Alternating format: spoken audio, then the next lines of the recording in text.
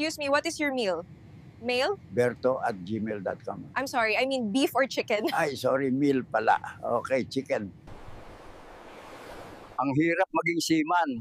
Yung 9 months ko na kinita, 2 months lang sa Pinas. Hirap talaga mag-provision dito sa Singapore. Ang dami, kakapagod. Ano kaya ulam ni Mayor ngayon? Pag maalo, nagplaplano na, mag-business na lang sa Pinas. Pero pag kumalma na ang dagat, kakalimutan na yan, mag-e-extend pa yan, pang biling NMAX. Kala ko pag seaman ka na, yayaman ka. Dito ka lang pala tatanda.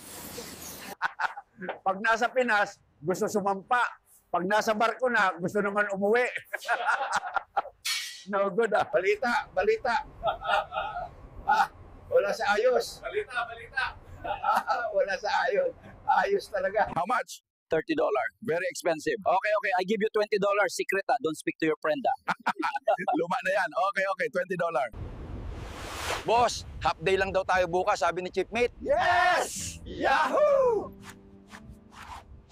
Hello world, this is your 90-year-old seaman, ready to cha-cha! Come on boys!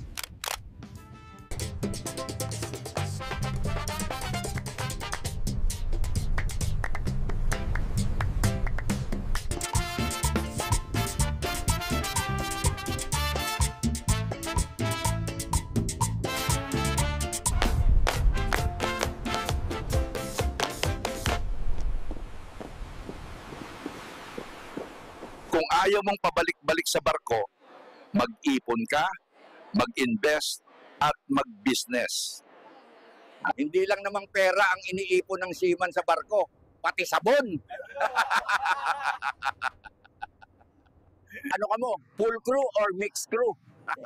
Mahirap din kasama ang ibang lahi kasi pag sila may malaking pagkakamali, Pilipino ang sinisisi. Kabaro, ingatan mo ang kalusugan mo. Kasi pag bumagsak, medical mo, babagsak din ang career at finances mo. Tama yan, kuya. Mabilis ang kontrata sa barko kapag maayos at masaya ang samahan.